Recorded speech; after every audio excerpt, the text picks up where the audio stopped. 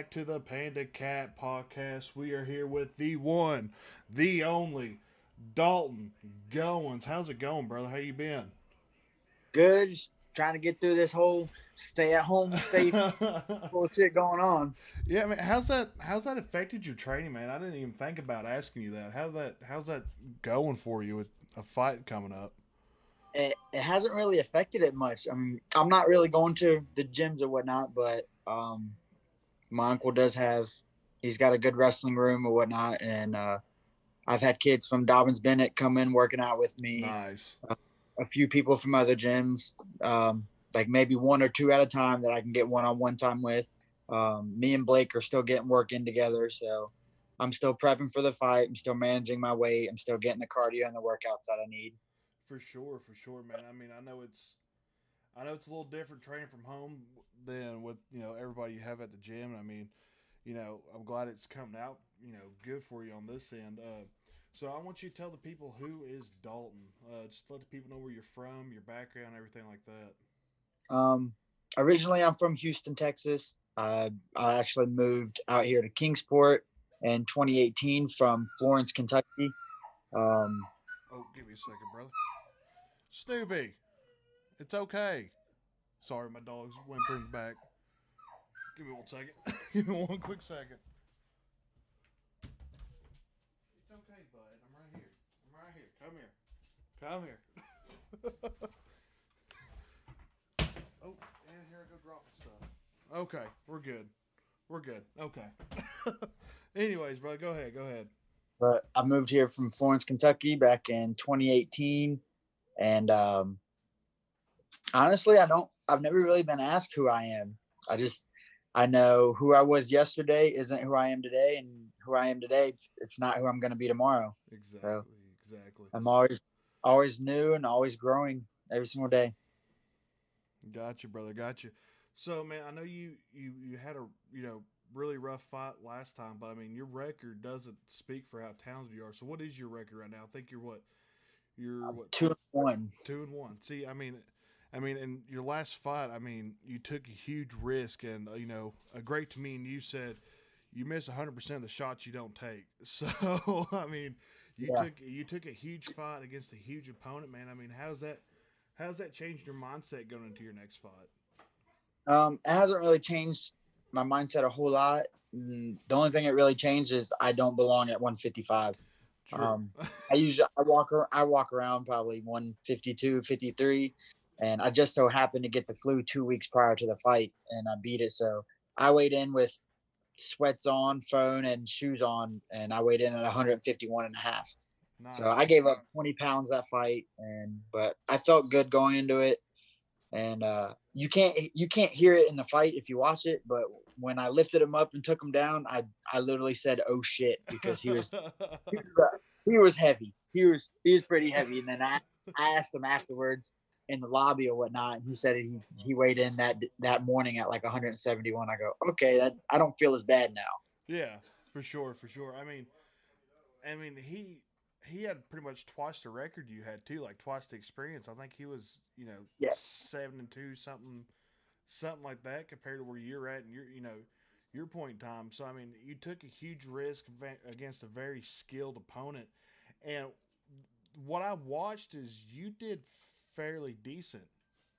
I mean, for going up a weight class, not having the experience this guy had, you held your own against him in a very well professional manner, in my opinion. I did get told a whole lot. Like I had a lot of people asking me, "Why'd you shoot for that takedown at the end?" I was like, "You were winning standing up. Like you were faster. You were moving a whole lot more." And I'll tell everyone, it's like it was instinct. His back was up against the cage, and I I faked a shot. I faked a punch and went for a shot, and I got caught, and it bit me in the ass. Yeah, And man. I I mean made that. a mistake. He capitalized. That's all it is. Yeah, I mean that's what happened against me with Lance Abbott. I was coming off, a 2 year layoff, ACL tear. My first fight, I was like, cool, let's go fight for a belt without no warm up fight.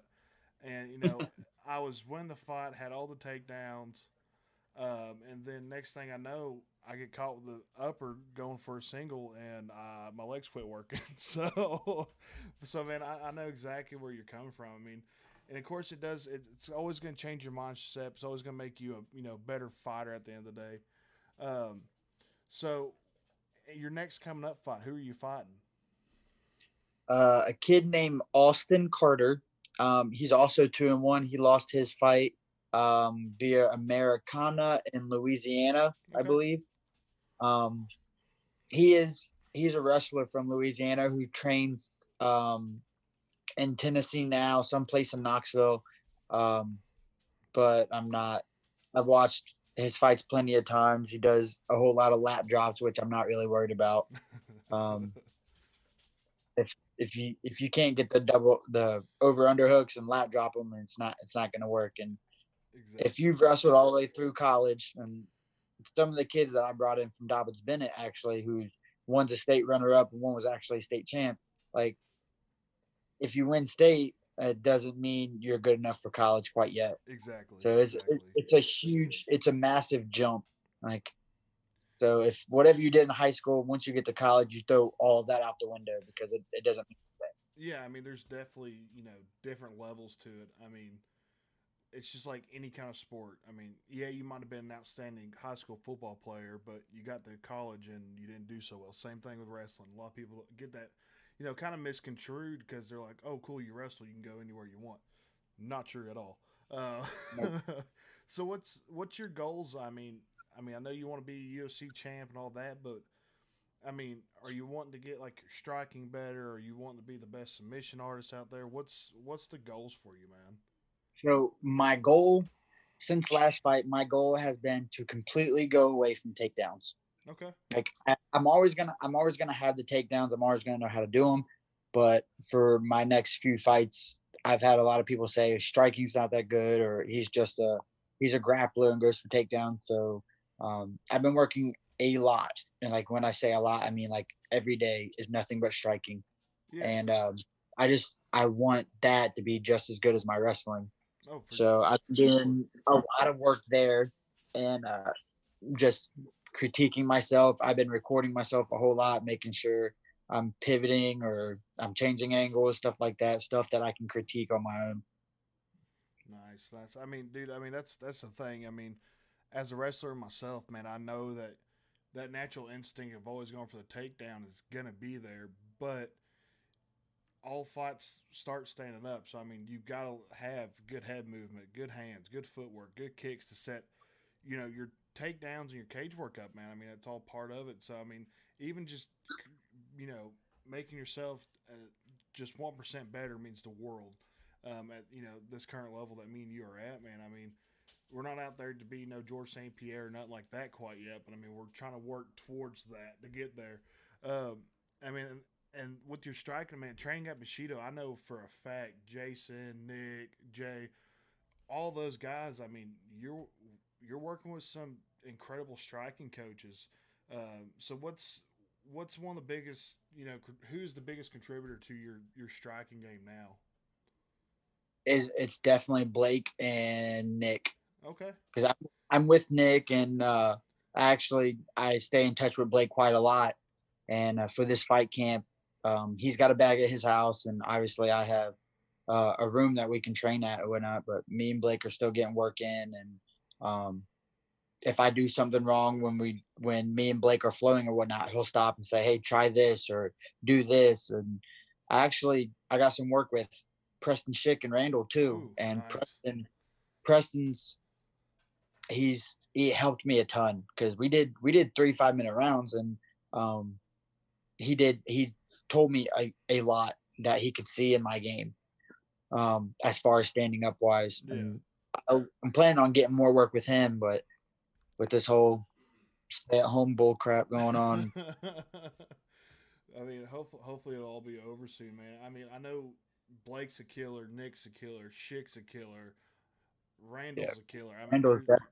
there's there's some absolute savages in this area that people have no idea who they are yet. And getting to train with them now and continue to train with them is just going to do nothing but, you know, make your skill set better, make the whole community, MMA community around here a lot better, when everybody's looking inside of it. I mean, from what I seen your last fight compared to your first fight, your striking does look 100 times better. I mean, you're a wrestler. You're gonna be headstrong. You know, bite down your mouthpiece. Let's go. But you're a little bit more patient. You picked apart your kicks pretty well, and your punches were really, really crisp and solid. I remember, holding pads for you in the back. I was like, okay, okay. So you've came a very long way, brother. So I gotta ask you this. I ask everybody this: who's your favorite MMA fighter of all time? It's definitely George St. Pierre. Okay. You mentioned him later, and the only reason that is if you look at his background and whatnot, he doesn't have a judo background. He doesn't have a wrestling background. Um, he had no takedowns whatsoever when he started, and all of his takedowns is he gets an underhook and a knee tap, and he just drives straight through. That is his main takedown, That's and all he you actually need. learned that while he trained MMA. Yeah. So if you look everything up, he as far as standing wise, he has his jab, his Superman jab. He's got a cross, and then that's all you really need. That's it. That's it. Everything's just super stiff too. So even his jab, it hurts. Oh yeah, oh yeah. I mean, you could definitely tell that whenever he would throw his real stiff jab and the guy would back up and then boom, he was instantly on their legs for a takedown. I mean, that's how he'd set it up every time. Um, where's your next fight playing take or taking place? Who's it? Who's the promotion? All that good stuff. It is taking place in Johnson City again. It's under Showcase MMA with Casey Oxidine and Brandon Watts. Um, my all my fights have been underneath them, and they've really taken care of me as far as booking me with fights and wanting me on their cards for promotions or whatnot. So I enjoy working with them. I enjoy fighting on their cards, and I definitely look forward to future bouts with them. Which is I actually talked to Brandon Watts about the Meadowview card in October here in Kingsport. So Yeah, hopefully we can get that set up. that card's But gonna be right huge, right huge. now we'll focus on one fight at a time. I'll make this weight, hopefully win this fight, and then we get a bigger fight and sell even more tickets for October. Gotcha, brother. Gotcha. Well, man, that's all. That's all the questions I got for you, brother. I mean, do you got any shout outs to anybody? Sponsors. Family members, anything like that? I do. I gotta give a big shout out to Blake because he's gonna be on the card too, and he's my main training partner. Dobbins Bennett's wrestling team. Brennan Watkins and Jackson Hurst and Eli. They've been giving me some great work while everything shut down and whatnot. And then Randall and Preston when they've been giving me work, and I can still message them when I need advice or help with anything. There you go, brother. There you go. Well, brother, man, that's all I've got for you, man. I want to thank you for coming on the show. I know it's kind of a couple days' notice. Wasn't really, planned. It was kind of go as the flow kind of ordeal, but man, I really appreciate it, man. And anytime you want to come on, man, you're more than welcome to. I Everybody, appreciate be having sure me. to tune in to Dalton's next fight. It's May 23rd in Johnson City.